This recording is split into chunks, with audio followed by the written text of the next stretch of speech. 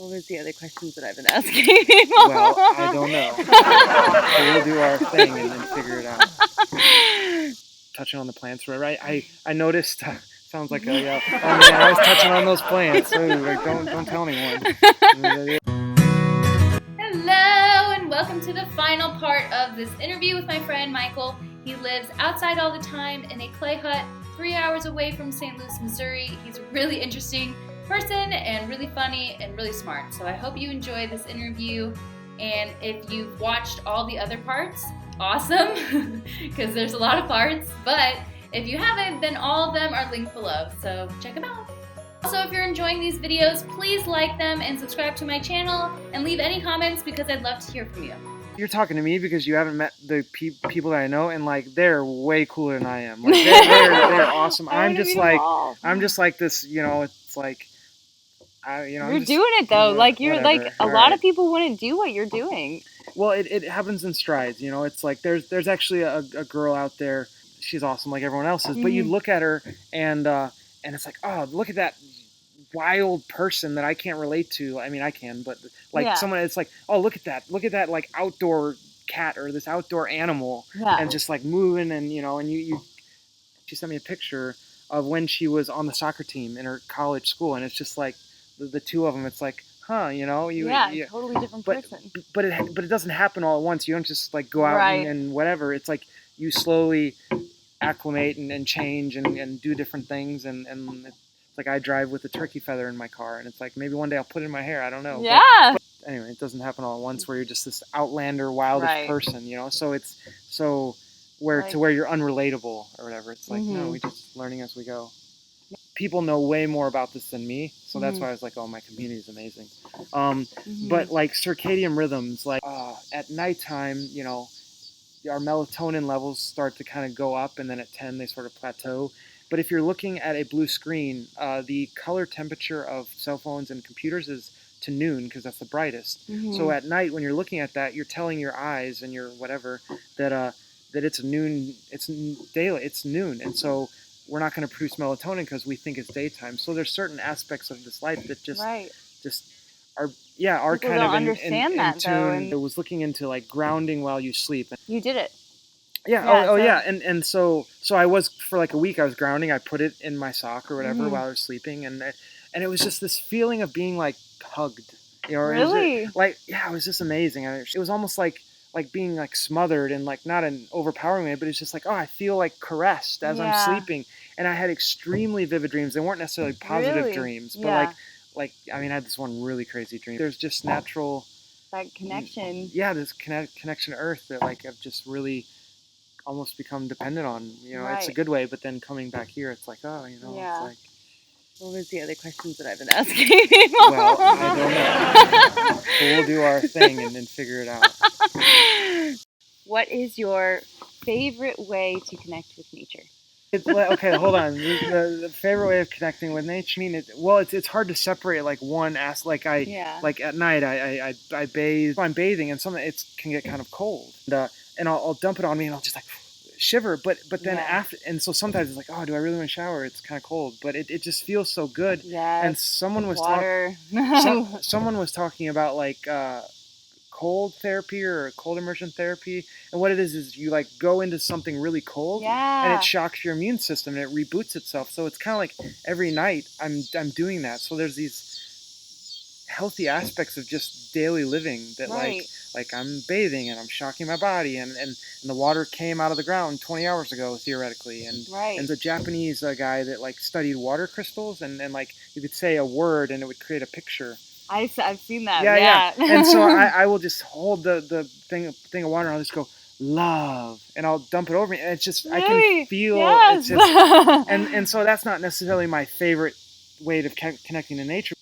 I live outside, so I don't like go outside. It's like I go inside, you know, so to speak. Yeah. And so it's all sort of inseparable. And even when you're inside, I'm inside the clay structure that's really hot, and there's been days where I slept on the platform because it's been so hot in there. It's a beautiful structure, and I love it, and a lot of work put into it. And I feel like maybe it would feel better to be outside, just like sleeping outside. Mosquitoes. Mosquitoes are really bad. Really bad. Yeah, we do have a lot of mosquitoes. Oh, and then there's ticks and chiggers. Chiggers are fun. You'd love, when you come and visit, you will love chiggers. Chiggers. And chiggers love you because as a female, you have softer skin than me, so they can smell your pheromones. But anyway, then you come back, you change all your clothes, you grab a sock or a rag, and you just wipe your skin down, and you're brushing them off you because they need to push into clothes. They can't.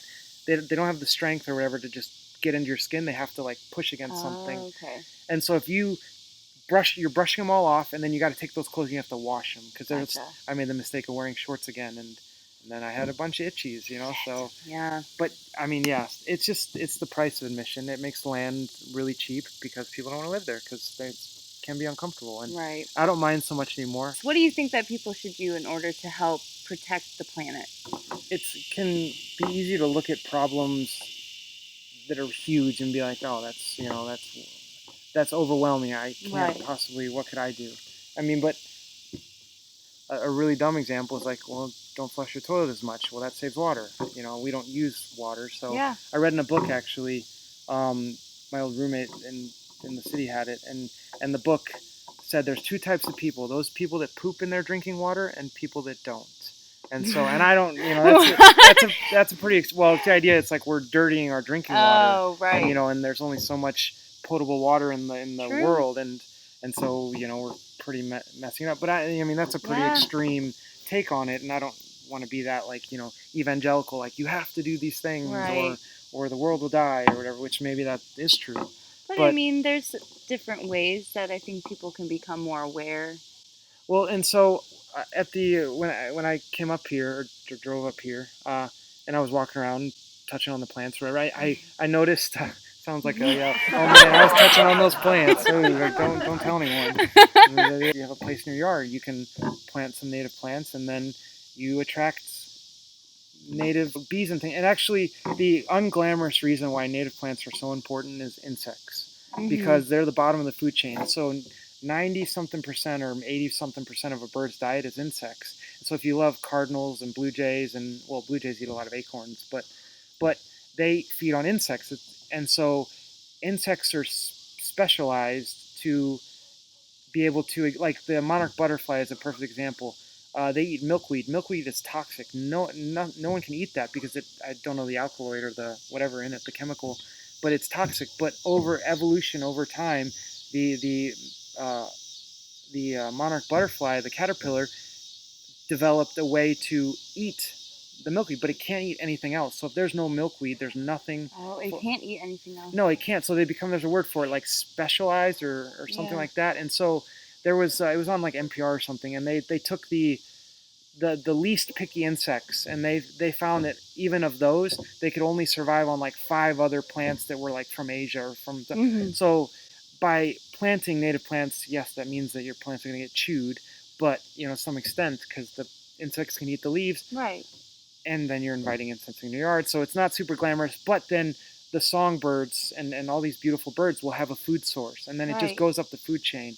And so that's really one. I mean, planting. Yeah, that's one of the, and I mean, there's so many things like driving your car less, carpooling, eating. Actually, so I'm not a vegan, and I'm mostly vegetarian. I do eat meat, but there's someone that she was recently looking into it. She was a reporter or whatever, a lovely person, and she was doing some research, and she found the number one thing you can do to help the environment is become a vegan. And I know it's just because the amount of food that we produce, it's like your feet, every ounce of meat, and I do eat meat, out in the country we can get local bison even, and it's wonderful. As long as it's local and, not. And so unfortunately, and that's not something that people really want to hear, but like not eating meat or dairy it's good for the planet. It's like apparently if that's all if everyone that's the only thing they did, then and I was a vegan for 2 years and then a vegetarian for 10 years, but I'm not anymore. Yeah. But that's one thing, but then other things is just using less water or carpooling. I mean, there's so many little things that can add up to sort of big changes. Things. Yeah. So that is all. I love that. Oh, yeah, we made it to the end. Yeah, we made it to the end. Yeah! Seriously, if you've made it to the end, then thank you so much. I really appreciate you taking the time to watch these interviews because I've really enjoyed making them, and I hope you got stuff out of them. And if you haven't watched the other parts, they are linked below. And just have a great weekend.